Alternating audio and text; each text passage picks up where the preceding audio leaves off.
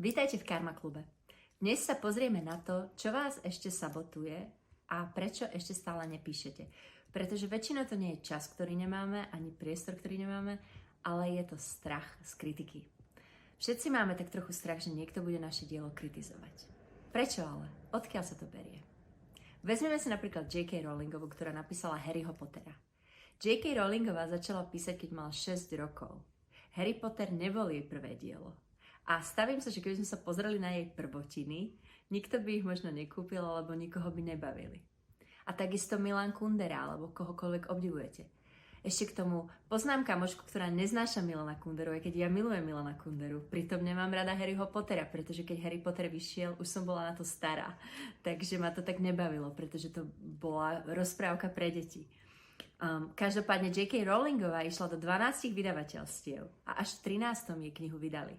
To znamená, že 12 vydavateľov si muselo myslieť, že to nie je dobré dielo. To znamená, kritika je nevyhnutná a vždy sa nájde niekto, komu sa nebude páčiť to, čo vytvoríte. Ale komu na tom záleží? Dôležité je, že sa to bude páčiť vám.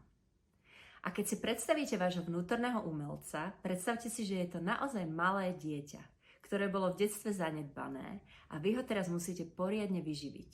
To znamená, v žiadnom prípade nebudete robiť následovné. Keď niečo napíšete, ukazovať to svojim kamošom, aby vám dali feedback. Druhá vec je, nebudete to sami kritizovať. Musíte si proste dovoliť robiť chyby. Chyby sú vaši kamoši. Musí to byť jednoducho kostrbaté, tak ako keď sa malé dieťa učí chodiť. Najprv sa musí naučiť plaziť, potom sa musí naučiť sedieť a až potom začne chodiť. A presne takto to bude aj s vašou tvorbou, ktorú ste možno celé roky zanedbávali. Čiže potrebujete svoje malé dieťa pekne ochrániť a pekne ho vyživovať. A hovoriť sami sebe veci, ktoré vám nikto nepovedal, keď ste dieťa boli vy. To znamená, v tomto cvičení sa pozrieme na to, kto sú tí previnilci, pretože musíme najprv zahojiť jazvičky, ktoré vznikli. To znamená, pozrieme sa na to, či vám niekto povedal, že vaše dielo nie je dosť dobré, niečo, čo ste napísali, nakreslili, mohol to byť aj niekto, kto vám povedal, že ste hlúpi, alebo niečo naozaj nepríjemné a škaredé, čo si doteraz pamätáte. Takže keď si zoberiete papier a pero alebo laptop a dáte si treba 10 minút, alebo možno budete písať dlhšie, skúste si naozaj spomenúť, či to je vaša mama, ktorá mala blbý deň, alebo to bola učiteľka v škole, alebo to bol nejaký spolužiak, alebo kamoš, alebo nejaká hnusná tetička, ktorá vám povedala, to je hrozné, snaž sa viac, alebo hociaký nepríjemný koment, škaredý pohľad.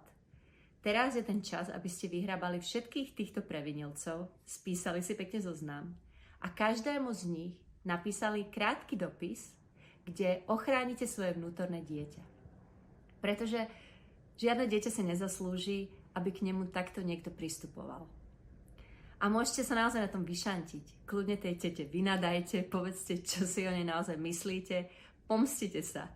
Jednoducho povedzte to, ako by ste to povedali, keď ochraňujete malé dieťa. Urobte to sami pre seba. Keď budete s tým hotoví, budem sa veľmi tešiť na to, ako ste sa cítili a na vaše komentáre pod videom.